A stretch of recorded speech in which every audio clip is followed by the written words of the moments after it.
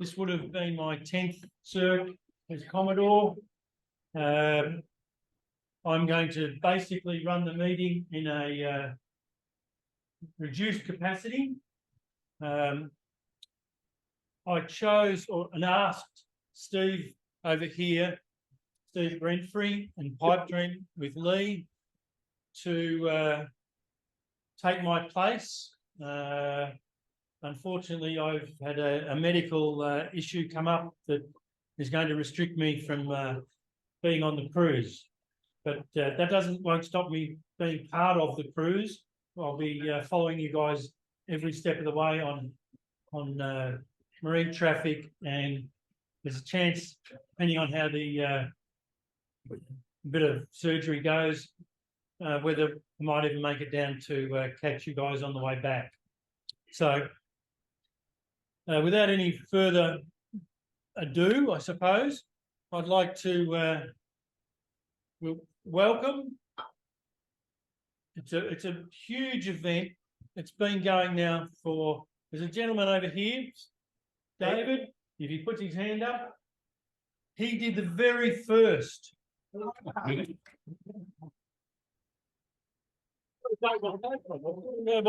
the able Tasman didn't go across the top. He didn't actually circle. He must have been about 12, Phillip. The second one. Able Tasman didn't know that Bass Strait existed, so you were the first one. So, look, there's a huge amount of skill and knowledge in this room. I can look around here and see people that have done so many ocean races down the West Coast, so many deliveries, trips, and lots of you guys have already done circumnavigations of Tasmania. So it's not new, but for those that have never done it before, Virgin, yes, get their names, gents. Maybe we need a sign on the boat. Yeah. They're right. Let's say they're ready to. Have David. right. Right was the word. So look, there are virgins, never done this before. They've been outside the heads. They've got experience outside the heads, but it's a different world to cruising.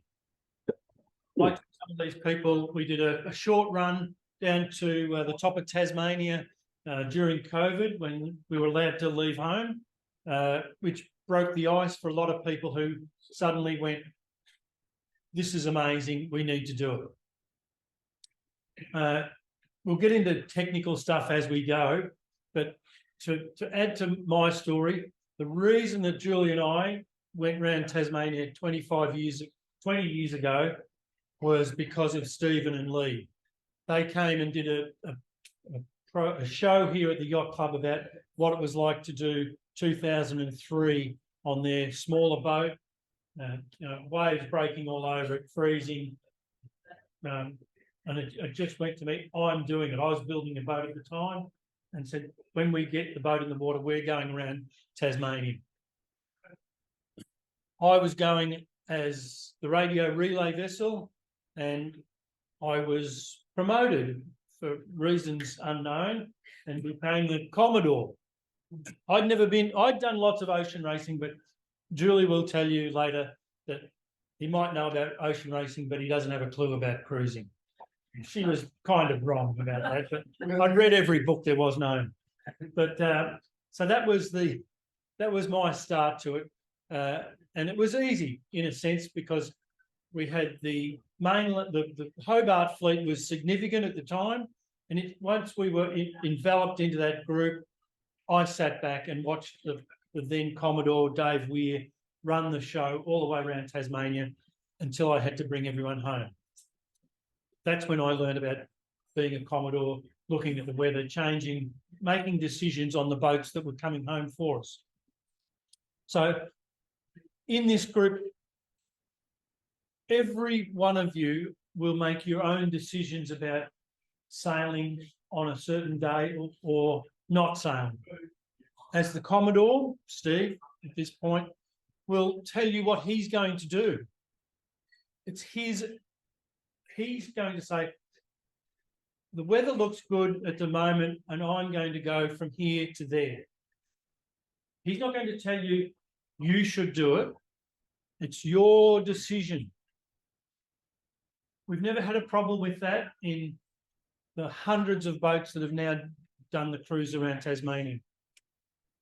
The biggest distances from start to finish were probably 400 nautical miles. There were boats still in the Tamar, and we were at Port Davey. You ask why do we use HFs? Because we were still able to communicate. On the two scads, morning one is optional. We'd like you to be part of it. The evening one, mandatory. Personally, it should be the other way around. It should be the morning one is the optional, because quite often I'm on someone else's boat drinking for the evening one. But there's no, Yeah, we understand. yeah, it's good. In the morning, you're quite often on another boat. No. In the evening. In the evening. I got it right. So anyway, if you're on someone else's boat and you're at the scared, log in as your boat at the same point and tell them where you are. And what the skipper can say, I'm with Go, Pipe Dream, Sapphire of London, we're all together, and it cuts out a lot of radio traffic. HFs, they're a thing of the past, they're a dinosaur, but they're wonderful things at the same time. We all use, boats have all got to have HF and 4483.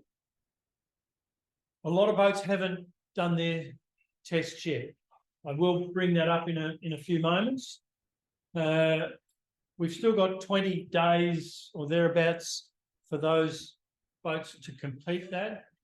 And they also have to, when they do it, they need to also have their AIS turned on, being the VHF, so that when you log in with Tasman Marine Radio, they can look up on marine traffic. They will log you in that your AIS is working. The cruise. Stephen is and Pipe Dream will be leaving from Lakes Entrance and heading down to Beauty Point. There's another boat down there leaving from Queenscliff and going to Beauty Point earlier. Not quite sure how you're going to log on, but your HF, listen in, you'll hear the scads morning and evening, log in and work through it that way, and join the main fleet in Tasmania. As Stephen will be.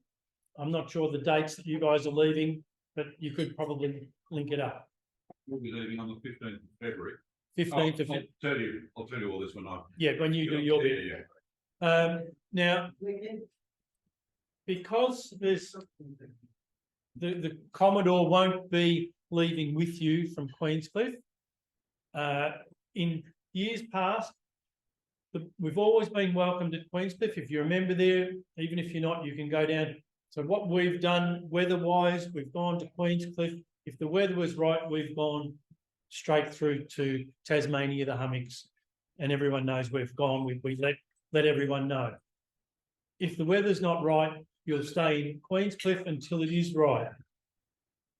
Now, at that point, final, Darryl Attrell and probably Freedom over here is the next, got so much experience.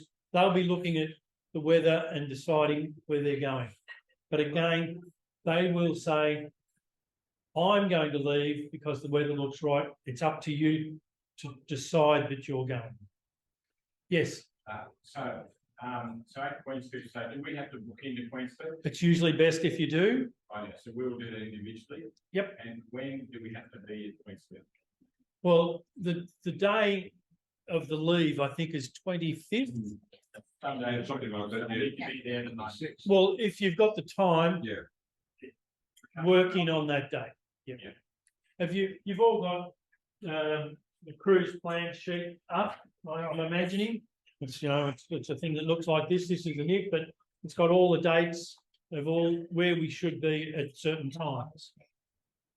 If you jump on the interweb, and download the cruise documents, it's listed right there. What days, when, where, and look, they're all malleable.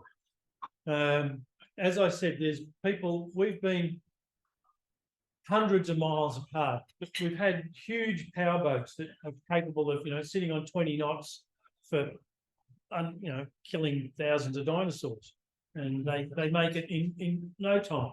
So that part of it's really quite easy.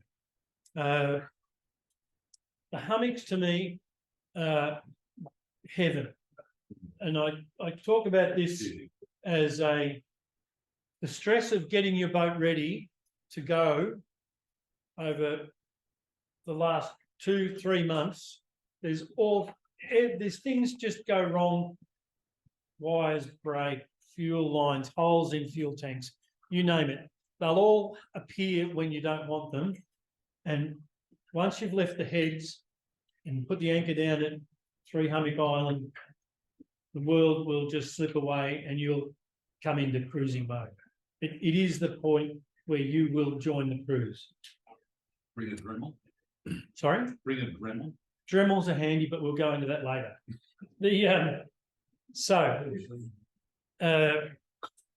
The next really important part of this is we're a 2-part cruise at the moment.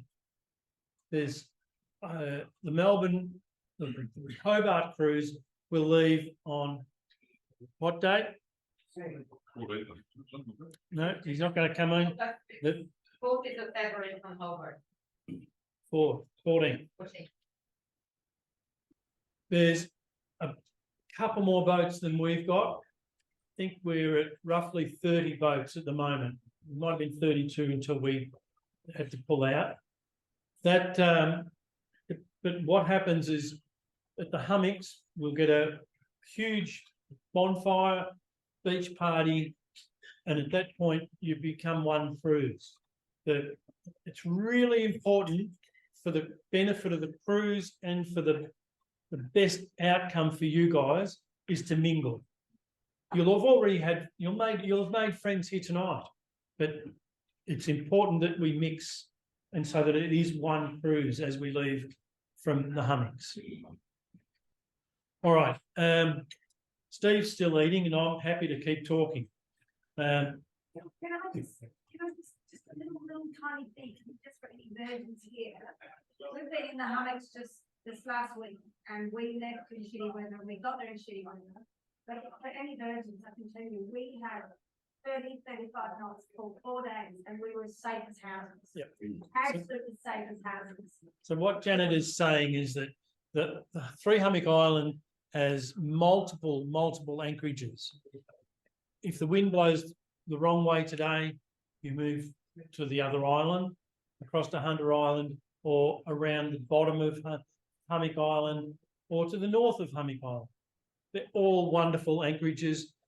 In the passage itself, it can be rock and rolly on the change of tides, but it's still wonderful.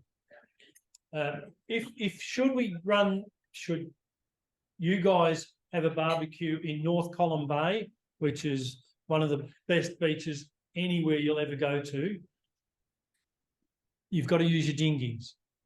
Dinghies are great. Low tide, you'll go in, there won't be any swell, maybe 6 inches of water going ashore, and you'll get in and you'll have beers and barbecue and have a wonderful time. The tide will come in and the waves will have built to 2-3 feet. You've got to be careful.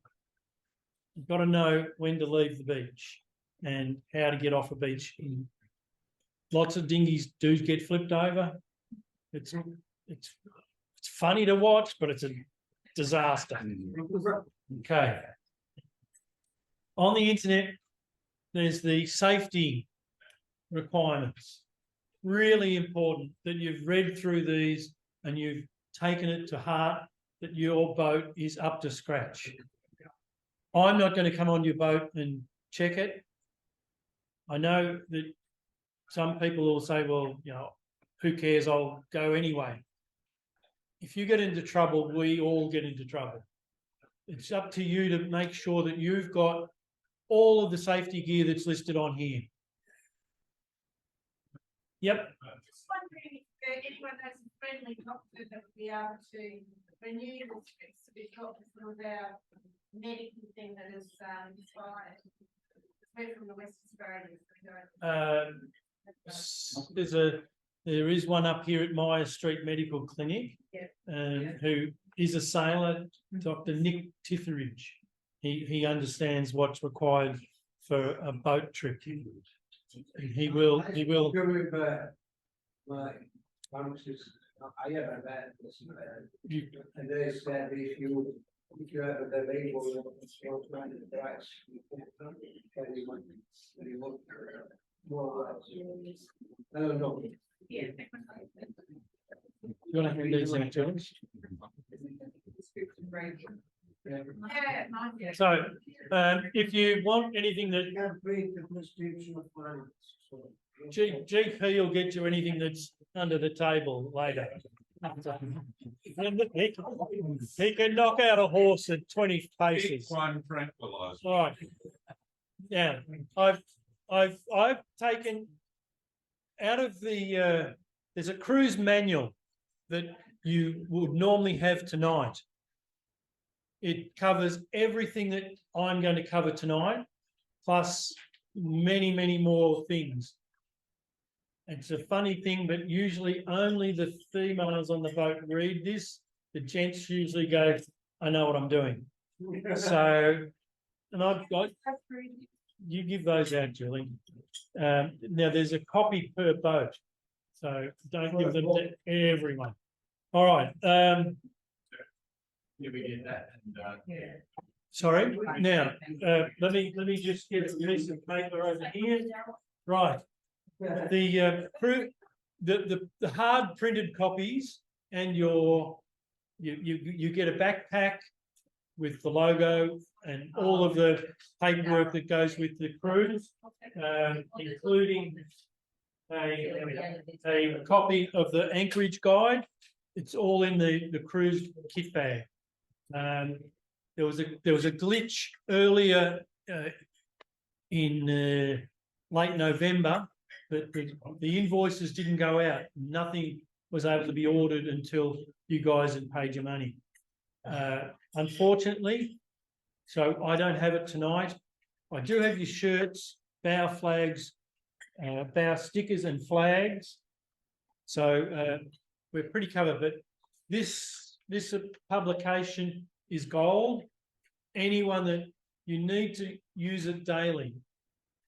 As I talk about the hummocks, there's pages on the hummocks, where to anchor, where not to anchor, how you'll find the Hunter Passage, etc.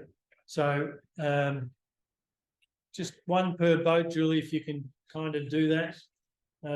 All right. So if you'd like a copy of the cruise manual before, excuse me, we'll have the manuals will be at the 3 Hummock Island, or if we can organise it, it'll be at Queenscliff, depending on how many people are there. But they will be available plus your bags at 3 Hummock Island.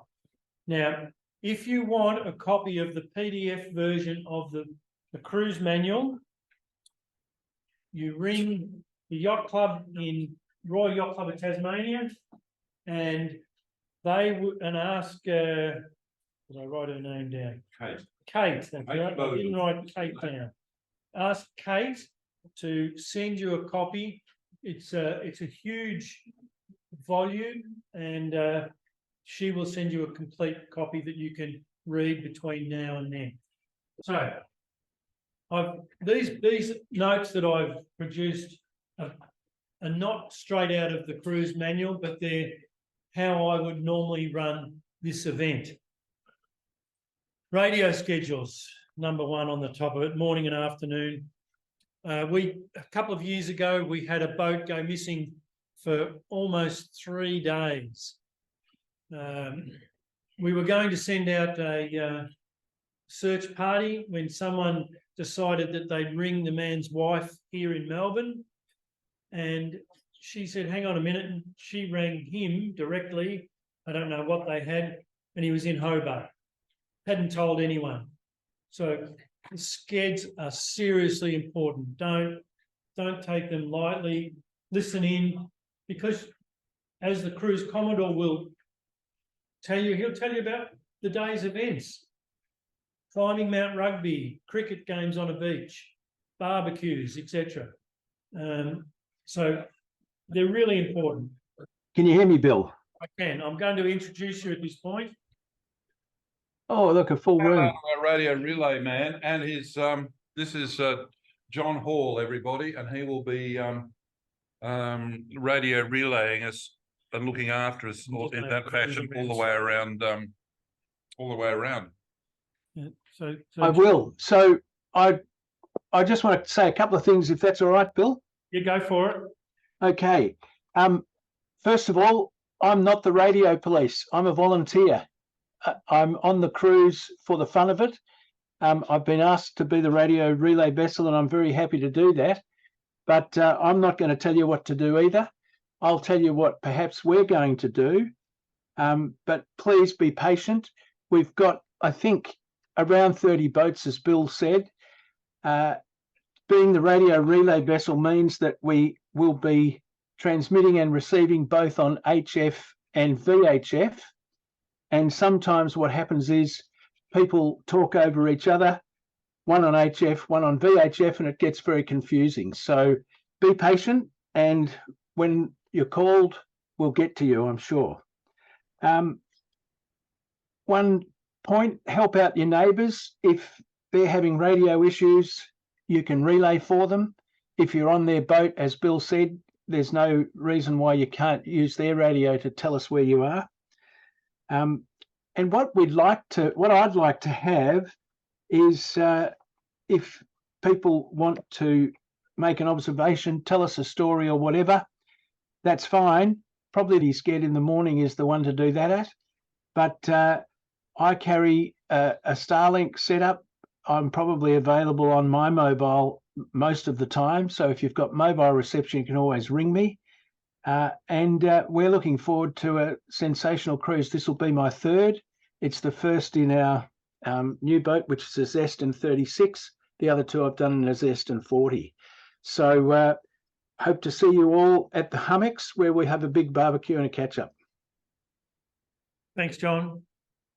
So if everyone's happy, I'm just going to run through a couple of things. Yes. Just a question on John. He's sailing from Hobart. Yes. This time, is he the relay vessel for the Melbourne fleet on the way to the Hummocks?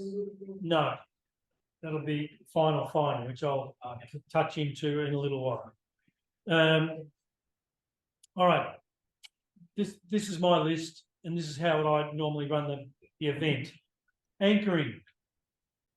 You really want all chain. Anyone that thinks that chain and rope, they're kidding themselves. Wind in the word catabaric is used sort of flippantly, but it happens down in Tasmania. You just don't know when you'll get you can be an anchor and it'll be beautiful, and you can get a 40 to 50 knot breeze that just comes from nowhere. What about the secondary anchor? I mean, If your main anchor is good enough, you won't have to think about it. But I wouldn't go without a secondary anchor. secondary anchor is the same, part chain and part rope. Well, if that's all you've got, that's what you've got for a secondary. But you know, we everywhere we anchor effectively is in sand, so you really shouldn't have an issue to get it back, unless something happens drastic, which it could happen.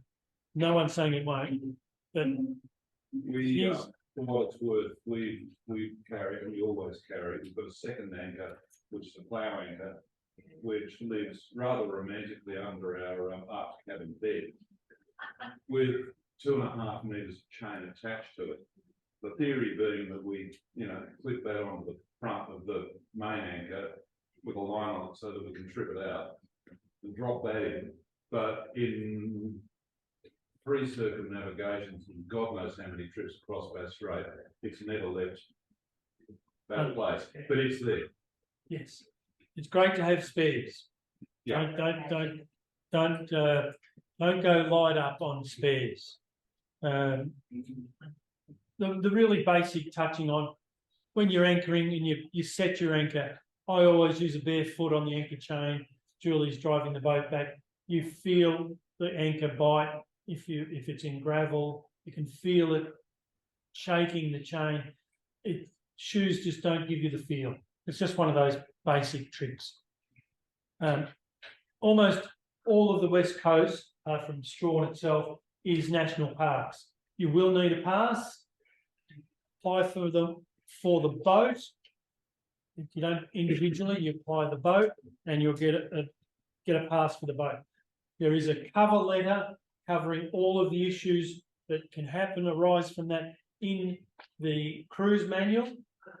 If you're approached by anyone from parks, make sure you've got your cruise manual and you can produce the letter that is from parks to say that you're legally allowed to be there with 8 people under your boat license.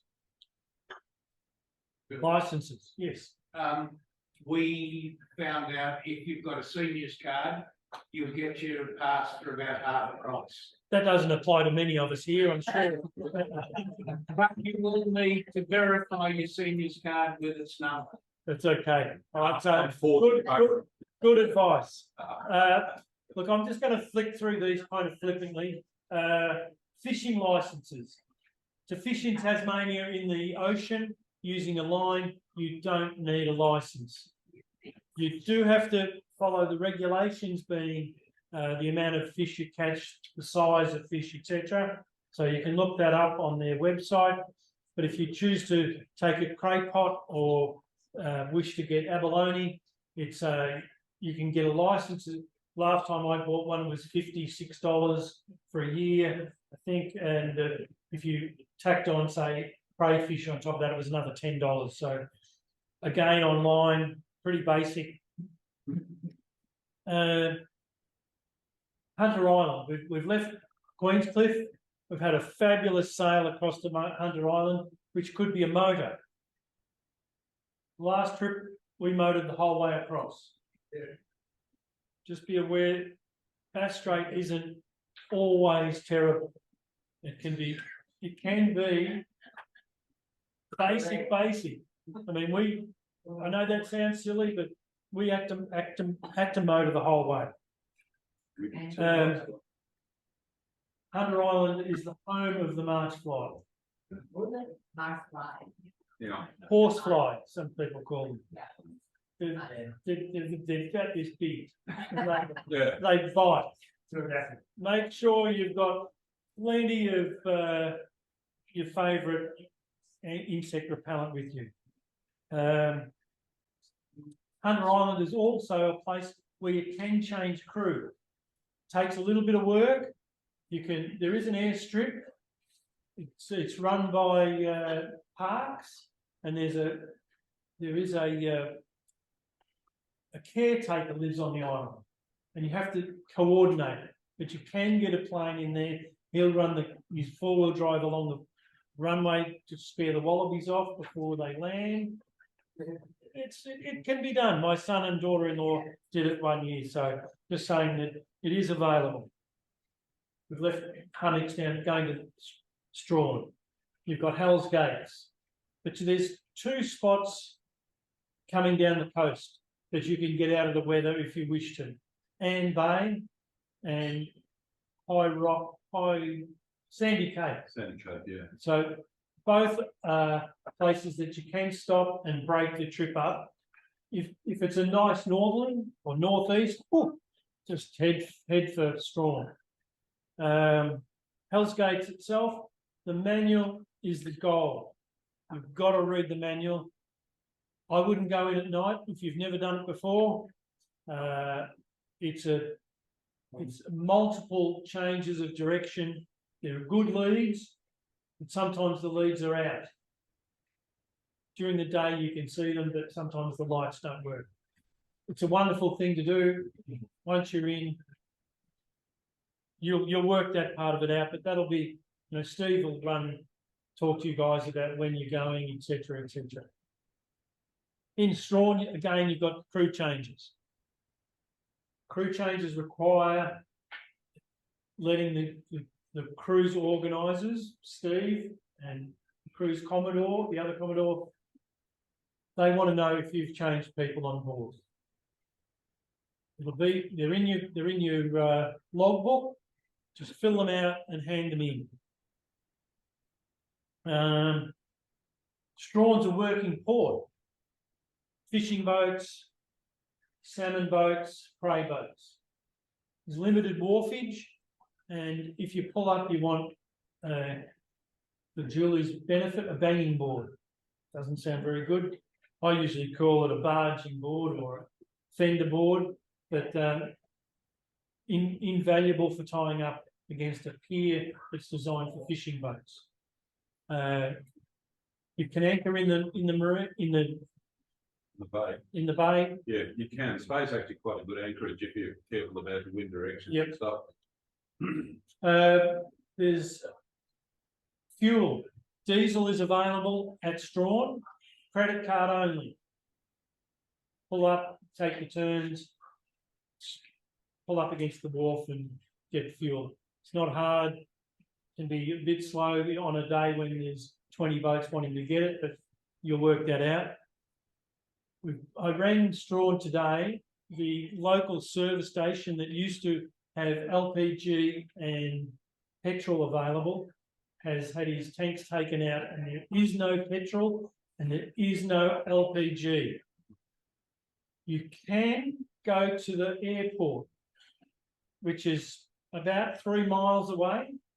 Steve may be able to organise that with Des Becker, Yeah, thanks, mate. only member of the Royal Yacht Club.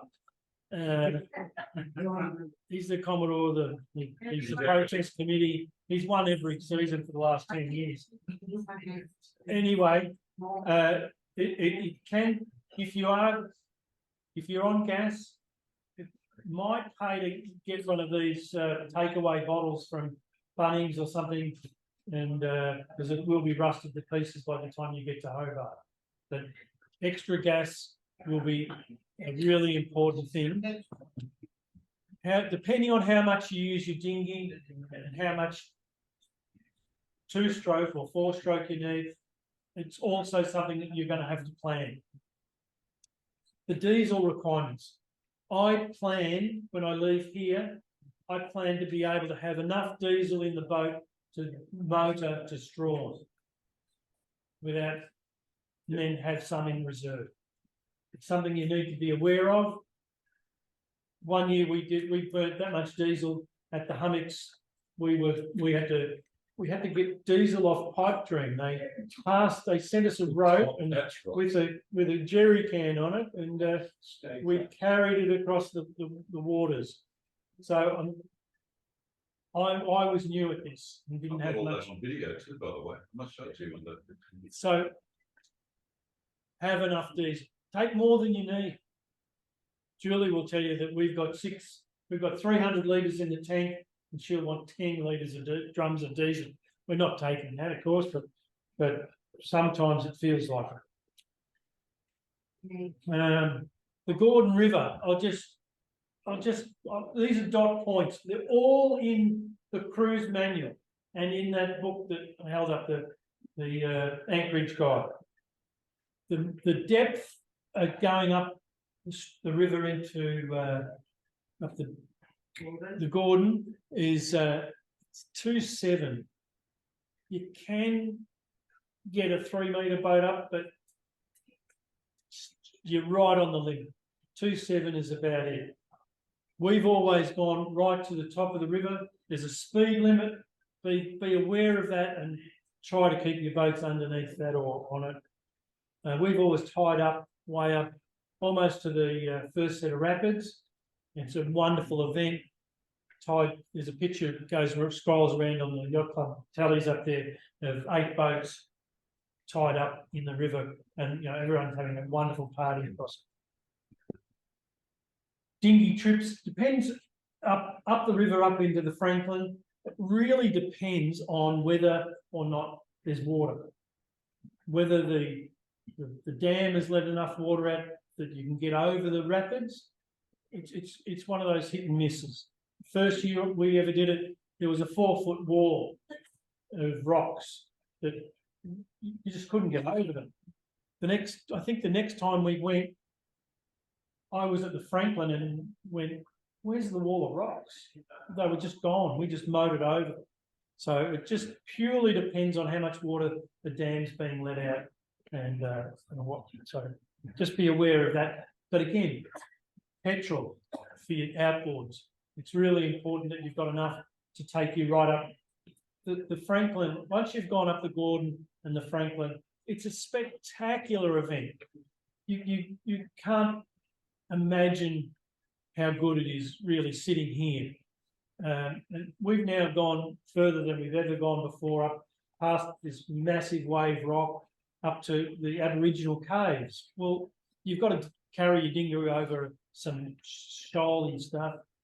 But once you get to these caves, Aborigines who lived there for 40,000 years, it's mind-blowing to go in these places and to be able to enjoy it. So, all right. Yes. You reckon, depending on what water they let out of the Gordon, you reckon they can get up there? Or if you haven't, depends how many people you've got on your boat, to be honest. But we struggled a couple of years ago. The last cruise I had, Julie and myself and another couple on the boat, and we've only got a little 4-horse Yanmar 2-stroke, and we had to row as well to get up some of the fastest spots. So it is something that you need to be aware of. This time, up until last weekend, I was going to take an 8-horse with me. So if you haven't got an 8, if you haven't got a 6, the first time we went round, we had oars. We didn't take a dinghy. We had a blow-up boat that looked like it should have come out of McHale's Navy. One of those round things and Little dinosaur head on front of it. it's just had a couple of strings tied on it. Someone's foot went through it, all that sort of stuff. We've gotten really a lot better at it, I've got to tell you. The last one for Strawn, and that is, they do still operate seaplanes. Yeah. And when they're landing, they don't make any noise because they're not. There's no throttle on, and it can be quite a fright when you're motoring along and there's a plane landing behind you. Just keep it in mind that it can happen. All right. All right. So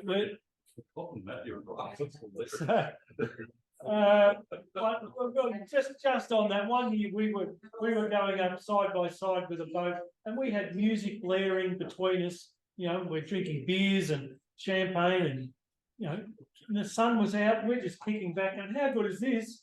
And then someone went, look, and there was a plane landing at us. He's doing 100 knots or whatever it was.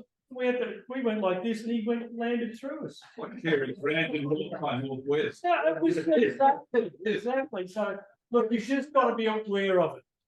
There may not be any seaplanes there this time. They do happen though. All right. There is an organised event at Strawn at the Macquarie Harbour Yacht Club. Sailing Club. So you'll get all the guff of that from the Commodores and the radio relay vessels to tie that in. Are really touching on Strawn again. The main wharf there's a pub and several shops just there. On the south side of the little Sullivan's Cove. No, not Sullivan's Cove. It's like that. I've come to written ask myself. Regatta Point Hotel, again another really good little spot. It's a great walk around to that.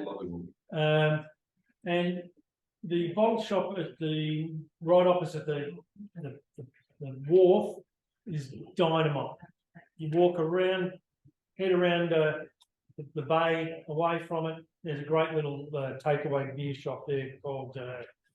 It's one of the Thirsty Camels, and you can't go wrong. Leaving Strawn, again, dealing with the Commodores and the weather reports. You can get quite lumpy heading out around Cape Sorel. There's a wave buoy there that can, get up to 20 metres high, surf and such. But you're obviously not going out there. But give all of those points plenty of room. There's cray pots. There's cray pots out to 10 and 12 miles offshore, even further. Some of the guys that have done this before, they don't go within 20 nautical miles of the coast going down the west coast because of cray pots. So it's something that you've got to be aware of, something that if it happens, you've got to cut it away or bring it aboard, empty it and throw it overboard, and then give it back. But cray fishermen do like it given back. All right. What else have I got here? I've changed that one. So, all right. So you're in Port Davey now. We've gone down. It's another nice jump. It can be an overnight jump. It can be a day jump. You can split it into 3 or 4 different bits. The last 2 times that we've done it, we've stayed in Hibbs Point, behind Hibbs Pyramid. It's an ocean stop. If the weather's reasonable, it's a great anchorage. A lot of mozzies. Again, if you're still getting your boats organised, mozzie screens for the main door, some of the windows, some of the hatches, are a really handy thing to do. If you can whip them up or get someone else to do it. The West Posts and the cray pots. All right, so Port Davey and Bathurst Harbour. World heritage. This is just amazing. How barren, how beautiful, how rugged. It's just a crazy place. You can't anchor where you want in most places. There are designated anchorages. The book tells you where you can anchor. Don't just pick a spot and go, this looks nice. The water's only somewhere between 10 and 12 metres deep in most areas. But the tannins make the water black. And the next 10 metres of water is absolutely black. Can't dive in it because unless you're an absolute first-class diver, people get lost in 10 metres of water because they've no bearing as to up or down. It's so black. And there's creatures that live there that no one else in the world has. So don't just go, I like this little corner, I'm going to anchor here. You anchor where it says. There's spectacular walks. There's mountains to climb. And they're all little walkways, paths running up hills. It's just amazing. If you really set your mind to it, Mount Rugby is the big one. Mount Beatty is a spectacular walk. It's about 3 hours up and a half an hour back. So it's sort of, they're just the views on the top of these things are just spectacular. Alan did the Mount Rugby last year. I think it was last year, wasn't it, Alan? And yeah, and Lee did it as well. Sorry, you do need to consider. It's a serious climb. It's not. We're not talking ropes and hooks and things, but it's a serious climb. It's about. Do you remember how many meters it is? 700 or something. It's really hard. It's a serious thing. So, but the key here and why I brought up the walks is you have to look after the country and you have to wash your boots. if you take walking shoes or boots, wash them in salt water before you go ashore. It's really important because there's a lamoxin, or Yeah. there's a funny name, weed that is a disease, and it's in certain areas of Tasmania, and they're trying to control it. If you go ashore, wash your shoes in salt water before you go ashore. I was sitting in Bathurst Harbour and having a barbecue. It was about 30 degrees. Doesn't sound right for Tassie, bottom of Tassie, but it was. The girls were in swimmers. We were 15 minutes later, we had wet weather gear on. It was insane how it changed. My point here is, don't forget to take good gear. You want all the lightweight gear, you want warm gear, and you want wet weather gear. Boots, if you're a hiker, boots are good. Yeah, definitely, anything to protect your ankles. From the snakes. Well, from the snake, but also from turning them, because some of the tracks aren't exactly well made. And So what I'll do is, broken metatarsal would ruin it. I've only got 2 more items here, and then Steve can go for his life. So we've gone round the bottom. We've got the good warm clothes, etc. You're going to go past 3 of the world's great capes. Southwest Cape is one of the rated with the Horn, etc. Then you've got Southeast Cape, South Cape, and Whale Head Cape. Then you're going to go up into, you're going to go past Matsyker Island. Most of us go inside Matsyker Island. Some people like to go around the outside. It's about 13 miles further. Doesn't look it, but it takes a lot longer. You can run through there. You're then going to end up in Research Bay, another heaven. So from there, you're in the Don de Castro Channel, effectively, and you're going to run up. Dover's our first real spot that you're going to get fuel, water, and some groceries. And a party. And a party. There's a massive party organised for you all at the Dover Sailing Club. So you'll have I'm getting sad thinking about it. Billy, is gas available over? Probably due gas. There's a chance. I wouldn't say it's certainly at Cygnet. You'll get it if you want to go into Cygnet. The Dover's a really kind of small. If you go into Southport, there's a caravan park about a kilometre up the road from the jetty. It becomes obvious that there's only one road and into the bush, and there's a caravan park and general store, and it more than likely has gas. The next organised event then becomes Commandy Hotel up the Huon River. It's the words fail me, to be honest. It's just wonderful. So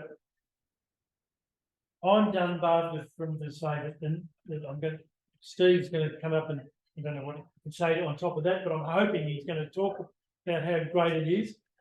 But we've always run a second briefing, homecoming briefing, because it's up to you guys what you're going to do on the way home.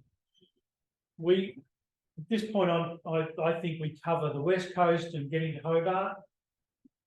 From Hobart home, Steve will call a briefing. It'll be run in the Royal Yacht Club of Tasmania, and you'll decide as a group where you want to go. You'll be running up the East Coast. You've got all the beautiful places from Port Arthur, Canoe Bay, Wineglass, Triabunna, etc., etc. We don't allow you to go through the Denali Canal. The Denali Canal cuts off Tasman Island and the Tasman Peninsula, and we think that that's shortchanging you. That's cheating. It's cheating. You really want to see, So entertaining, sorry? so entertaining. Yes. Yes, it is. Nevertheless, it's not going around Tasmania. No, that's gone. Money in the bucket's gone. So, you've got Triabunna as a fuel stop, etc., and then you'll decide between you guys which way you want to come home. The group could split, could go across the top of Tasmania and do the Tamar, Devonport, and Stanley, hummocks and home, or it can go up through the islands, Flinders, Deal, from home. But that's up to you guys. And if you organise that with the Cruise Commodore, HF radio then comes into its own, because you can still talk to one another. And each day there'll be events happening.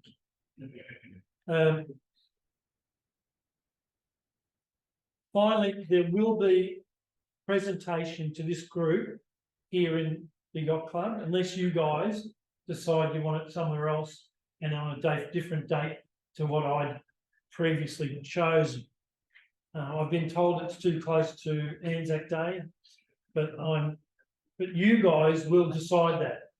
But you just have to bring that up and let me know, and I'll organise that back here. So, Steve, please come up and put your hands together for Steve. Hard act to follow, I know. No, well, that's exactly what I was about to say, Billy. In all sincerity, been sailing around Tasmania with these guys for quite a long time now, and I'm sad that they're unable to come. But Bill and Julie have done all the legwork to get this where it is so far, and I'm just kind of walking in, hopefully guiding you through this whole thing safely. But I just want to thank you very much for getting this to such a good state before, you know. Just so you know a little bit about Lee and I, we, as Bill said, we did our first circumnavigation in, I think it was 2002 or 2003, really? Do you remember? 3, wasn't it? Less was a week. Yeah, no, a leap decade. And we fell in love with it then. Because at that particular point in time, whilst we'd had a boat or a keel boat at least for 7 or 8 years, we'd been out through the heads, and we'd been down to King Island, and we'd done a few other little trips, lots of trips to Refuge Cove and round to Western Port and stuff like that. And we'd been on somebody else's boat to Vanuatu. And we just wanted to bite off something that was a little more, shall we say, challenging, with a bunch of people who had done it before or who knew the area very well, who could kind of mentor us around. And that's what this cruise, that's one of the reasons that this cruise is such a vital part and should stay as a vital part of the sailing calendar, because you learn so much. You learn a lot sailing around the sticks. You learn a lot doing cruises up and down Port Phillip Bay and to Western Port. But going around Tasmania, by the time you've anchored 1,000 times and you've had to make a number of, and this will happen, some difficult decisions whether you're going to go or not because of the weather forecasts and, gee, I wish we had a crystal ball and all of that sort of stuff, you will become, I don't know, proper mariners in a way that your whole experience will instantly broaden way past a lot of the stuff that you've been doing now, even if you've been going around the sticks or doing West Coast races for yonks. Just that whole process of making a decision about where you're going to anchor and how you're going to anchor and whether you're going to use a second anchor and all of that sort of stuff. It's very challenging, and it's incredibly satisfying when you get it right, which usually you do with this lot, because there's always somebody there to say, why don't you go that way 40 metres, because I know the holding's better there, or whatever it might happen to be. So in that sense, it's wonderful. It's just, which is why we're doing it now. This is the 4th time we've done it. And we've had some wonderful experiences and we've had some terrible experiences. The last time we left here, we were having a lovely sail across Bass Strait, and I'm not one that particularly likes Bass Strait crossings. I see it as a means to an end. You know, it's very much like why does the idiot cross the strait? You know, to get to the other side. But on this particular occasion, we were having a great sail. It was a beautiful northerly. We were hammering along on pipe dream, doing 8.5 knots or something like that. The sun was going down. Lee had gone for a nap. Autopilot's on, where everything's just great, and the boat's going on. You could hear the dolphins making that noise. You couldn't see them because the sun was going down, but you could hear them. It was gorgeous. And then suddenly there was this most gigantic bang, and something is roaring around the boat trying to kill us. And we'd snapped a 4-state chain plate. So we had sail everywhere. Anyway, we fixed it. I mean, we ended up fixing it, but we strapped it in over a period of a couple of hours, made the boat safe, motored very gingerly across to Beauty Point. It was a 46-hour Bass Strait crossing, but karma was kind to us, and the rest of that trip was just glorious. The wind was where we wanted it to be by and large. Port Davey was magnificent. It was hot. It was one of those times when it was hot down in Port Davey. Everyone was swimming. We were swimming. We were getting into the water and we were swimming. You know, it was great. Again, to your anchoring thing, we then had a storm warning. It was like 70 knots. And we ended up, because there was a whole bunch of people there who knew Port Davey better than we did, they said, come around here to King's Cove. It's a bit rolly, but it's like sticking your anchor in concrete. You will not get it down and get it set properly and you won't move.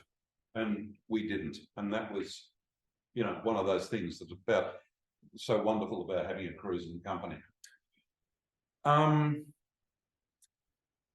But you'll discover all of this for yourselves as we go around. Just so you all know, we will be leaving, weather permitting, we will be leaving Lakes Entrance on the 15th of February, which I think is a Thursday. And we will be going across to the Tamar.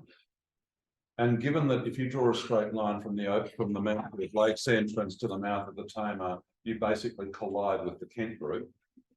We will probably stay there we might stay there a night and stuff like that, because we're giving ourselves a week to get across. It's been a while since we've done any serious sort of ocean sailing. Because of COVID, because my wife Lee was the Commodore of QCYC for a couple of years, which one of those great things, you're a Commodore of a yacht club, you never get to go sailing. And that's basically what happened to us. So we will be doing that, and then we will see you all at somewhere in the hummocks. And between us all, we will guide you down and help you where we can. Just in closing, I just want to reiterate what Bill said. A couple of things that Bill said. Unleaded, 2-stroke. One of the big mistakes we made, I can't remember if it was the last time or the time before, was we didn't take enough. And what basically happened was it didn't matter so much in Macquarie Harbour, but when we got to Port Davey, and there are all sorts of little nooks and crannies that you can explore. And you can take your boat outside Breaksea Islands and go up into, I think it's Spring Bay, isn't it? I can't remember now, it's been so long. Spain Bay, sorry. And there's rivers, there's a little river that goes up north from that, and it's gorgeous. But of course you can only get up there in a dinghy.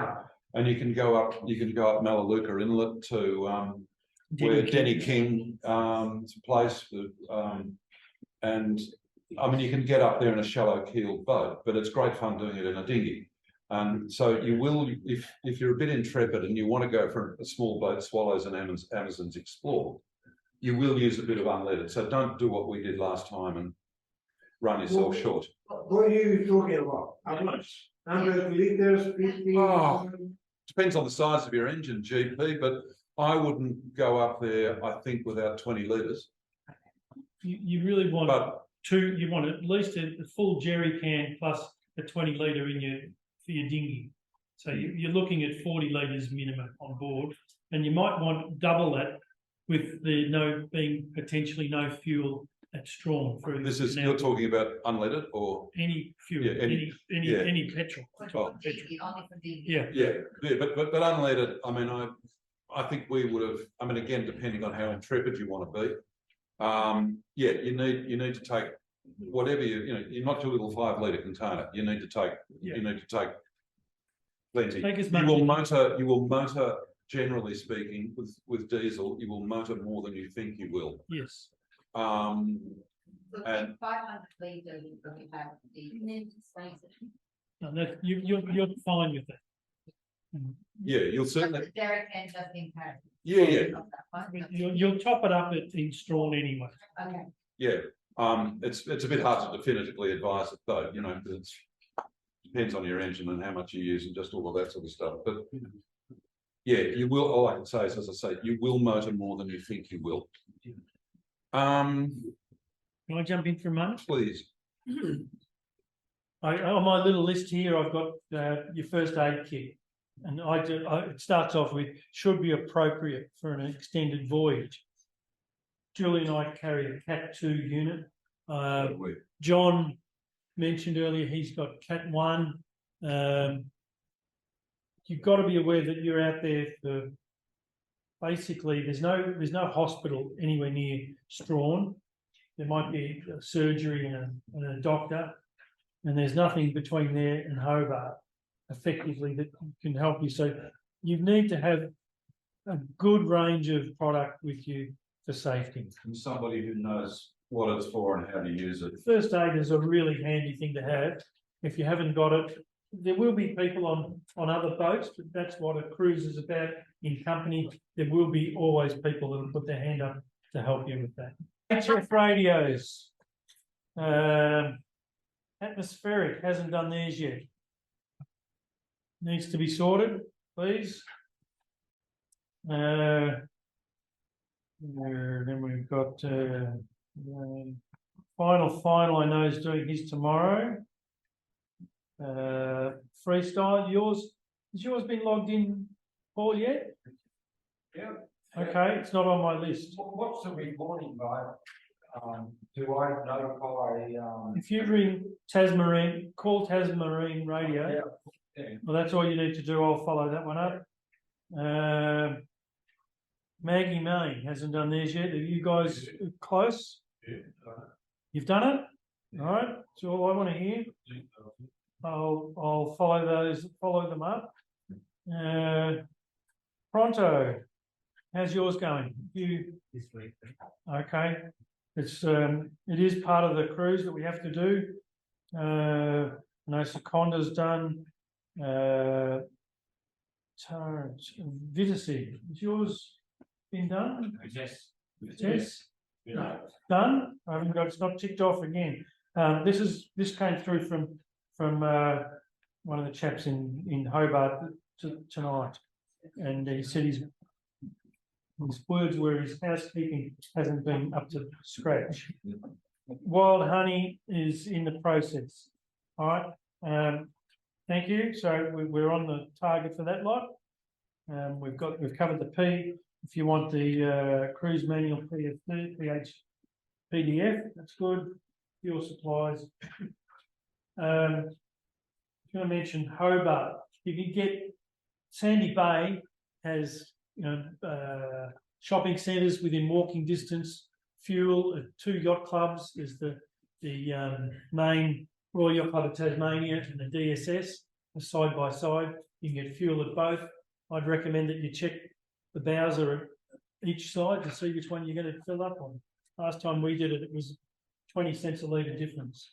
So it's worth doing, especially when you're putting 300 litres in. We've got a whiskey tour organised. We drink very much.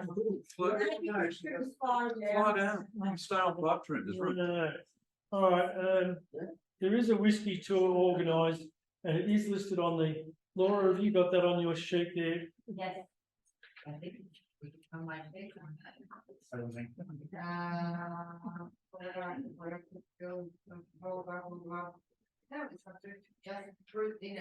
think it's, anyway, look, it is organised.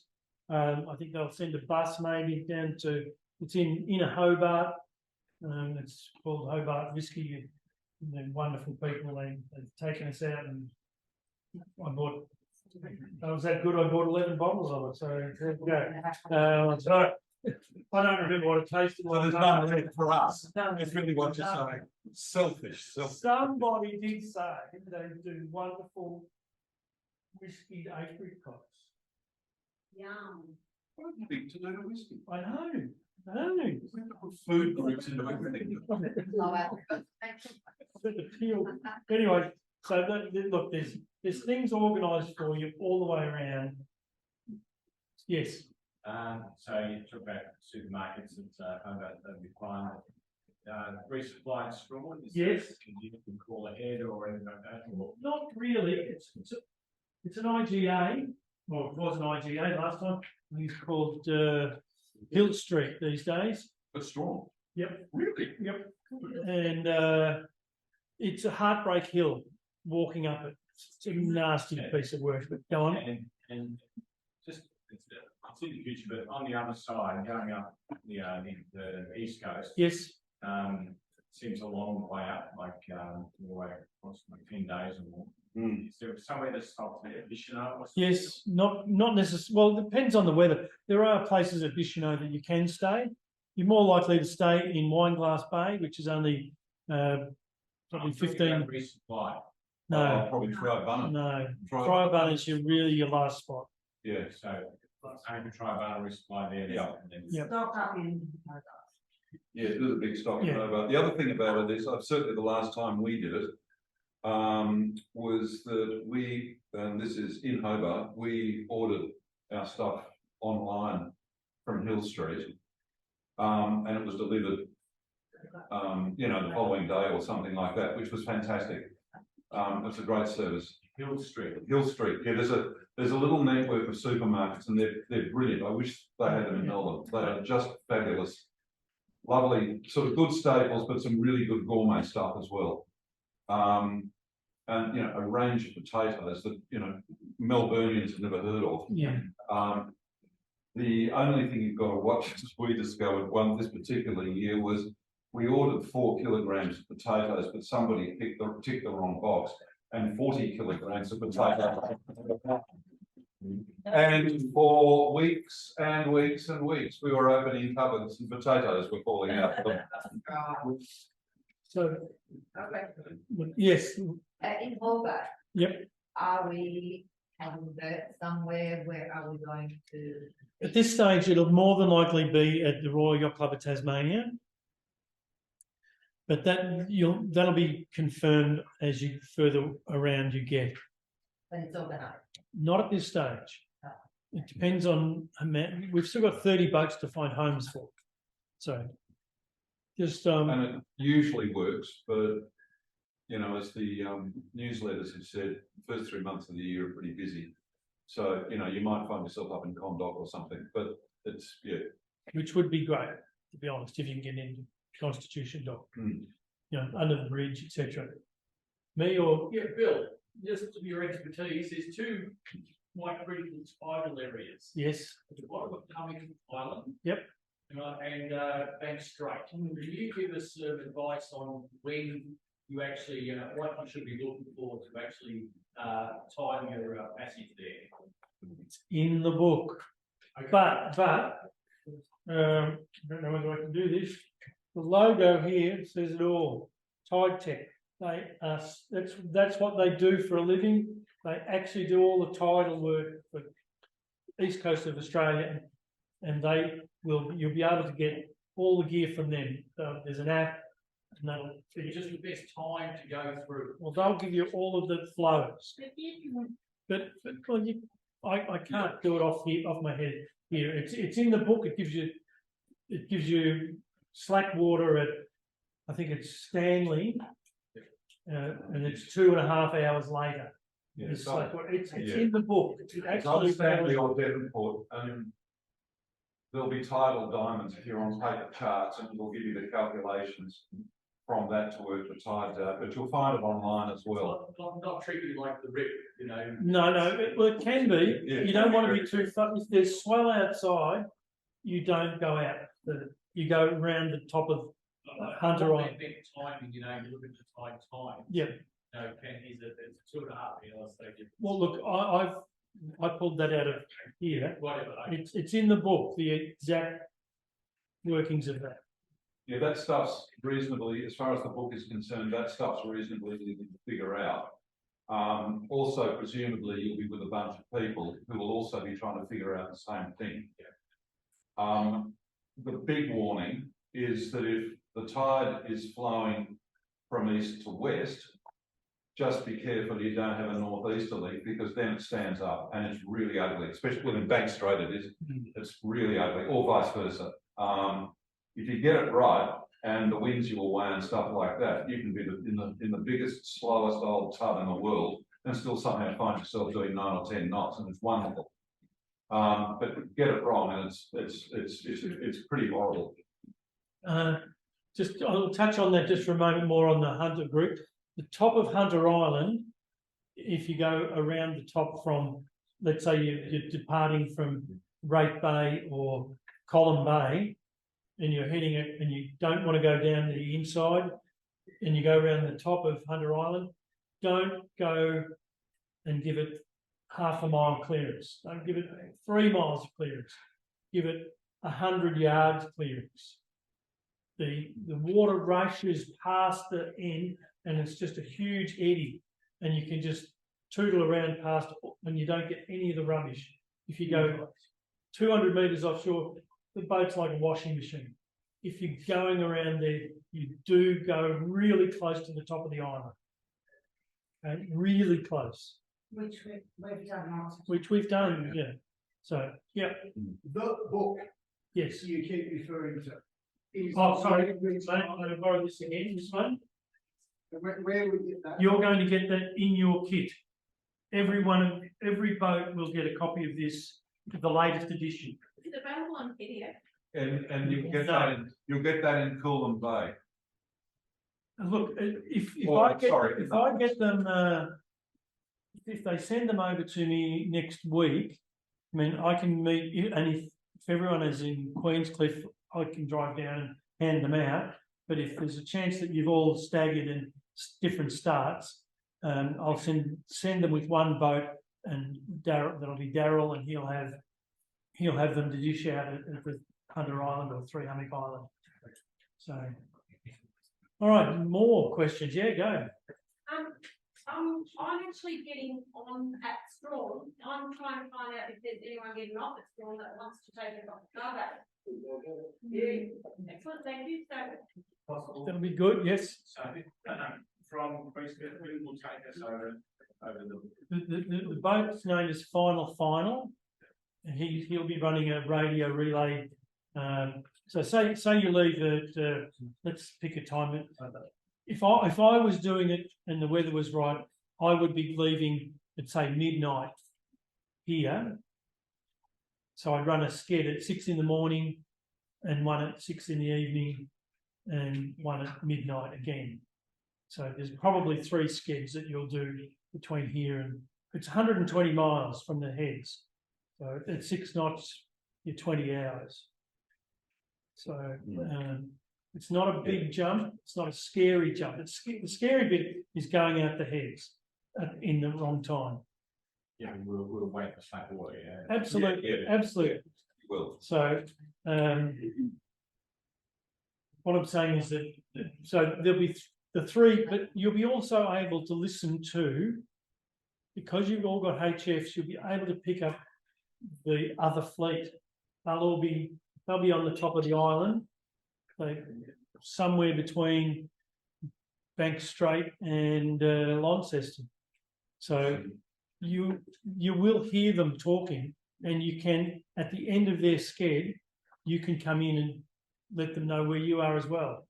And John will be on the way up as well, and I will be somewhere across. So even if they can't hear you, I might be able to relay. Our skids for the main fleet are 0903 in the morning. That's the optional, and then 1833, 6:33 p.m. is the compulsory sked. So, But that's also in the book, in the cruise manual. 9:03. 0903. 9:03 is silent. Yes, the reason for that, Would they say- the 3 minutes of silence to allow anybody who's in trouble to be heard. It's not strictly enforced these days, but it's but it is something that we try and adhere to. all right, and look, I'm just as jealous as anyone can possibly be about this, and I want to be there, but unfortunately, you're in good hands, and you'll have so much fun. But don't forget to mix with the rest of the fleet and enjoy it, and yeah, just have a great time. Phil, one quick question on position reporting. Sorry, yes. From the radio operator's point of view, Yes. is Latin long preferred or a physical description? No, Latin long when you're going across Bass Strait. Yep. Obviously is the only way you can do it. When you're in Column Bay or Spears Nook, it'll be we're at anchor in Spears Nook. Thank you. You don't worry about Latin long once you're, and again, you'll be doing an overnighter potentially from Strawn to Port Davey and the hummocks down to Strawn. Again, Latin long is fine, or 3 miles northeast of Blackhead. Yeah. You know? And just one other thing, Bill, we don't need 3 decimal places. 2's enough. Yeah, just one will do. You've got to remember that someone is trying to write all this down, and they've got every boat twice a day. So just try not to. It'll be done in alphabetical order. Just wait your turn. They will get to you. And if your signal for one reason or another isn't coming through, the radio relay vessel will ask, "Does anybody know where Go-Go is?" And you'll say, "Back in Geelong," etc. Yeah, I think they went up to Bermuda. Yeah. So, look. So, any more questions of Steve or I? And the only other thing to do is give you out some shirts, flags, and bow stickers. Just one thing I want to say before we go is that we're 2 up, Lee and I, that is a 2 up on a heavy 44-foot boat. It gets busy sometimes. We sail and the decisions we make are conservative. So it's not, we're not going to be racing ahead of the fleet or doing any of that sort of stuff. We're more likely to be towards the back of the fleet, just simply because we need to be reasonably careful. And that's the decision we make, irrespective of what anybody else might do. And that's the sort of way you guys have got to think about when you choose to go out or not. What happens if, you're obviously going to be different to somebody who's in a fast boat with a crew of 8 than you are in a boat like Pipe Dream with just the 2 of us on board, So you've got to make those decisions for yourself. And remember that anybody who's giving you any sort of advice will be doing so on the basis of the boat that they're in and their experience. So don't be afraid to say, yeah, I don't feel comfortable about going. We used to have a bit of a joke actually. It was and I think I can say this, Billy. There was one of the circumnavigations, and Bill always left at a particular time. He'd go out, which he's supposed to do, on the back end of the load. Mm-hmm. And we discovered that most of the way around, the decisions we made based on when to go was we'd wait for Bill to go and go 24 hours later. We were the slowest boat of the fleet. No. He hasn't mentioned that. Yes, no, I haven't mentioned that. I'm sorry, but that used to be our sort of standard. Thought, oh, Bill's going now, right? We'll go tomorrow. And and they beat us then. Yeah, So, yeah. And you'd be still drying stuff out. Oh, yeah. You are going fishing, come, you are going fishing and it took your time and. I'll tell you a story about that in a Have fun. But, I have a question, in the spirit of, being conservative also in your sales that you bring, what would you suggest to bring? And what do you suggest to leave home? well, you've got to have proper reefing. You want, Yeah. your reefing lines have to work. Don't go, yeah, well, they're there. You've got to know how to put them in. Yeah. Roll the reefing heads off, and I'm happy. 1, 2, I mean, No, we've been around, we took a small jib on Matt Syker because it was a cutter rig. Yeah. But otherwise, no. Yeah. Again, you're not racing. fair, If the weather turns to rubbish, you will be, I went down to bareheaded in the motor. You know, Yeah, we've done that before too. and 2 reefs in the motor. Yeah. You know, it's, but you would not bring, 2 jibs just in No, case. no. Perfect, No, that's what I wanted to know. we carry, Bring the storm jeep, Well, Yes. that's the and point. that's it, yes, you have to have a storm That's- jet. yeah. We have a main with 3 reef points Yeah, in it. you do. We have a cutter like Matt Cycle, we've got an in a 4-state. And that sits on the deck and it's bagged all the time, so all you have to do is just go zoop, zoop, and it's a lovely little sail. And a very nice gear to change down to if it starts to get a bit breezy, you get rid of your jib altogether and stick a couple of reefs in the main, and between that and the cutter, it's a good thing to do. But that and a storm jib, that's it for us. yep. I mean, genuinely, look, we've been around, I think the year that Stewie's still here, they had a bean bag on the front of their boat, and the sea was ink from Strawn to Port Davey, and people were laying in bean bags and just autopilot. No, but no sail up at all, and the boats were just motoring. The whole fleet motored from Strawn to Port Davey. But that same trip, yeah, and that's okay. That same trip, we were waiting, and remember, we're talking the Southern Ocean here.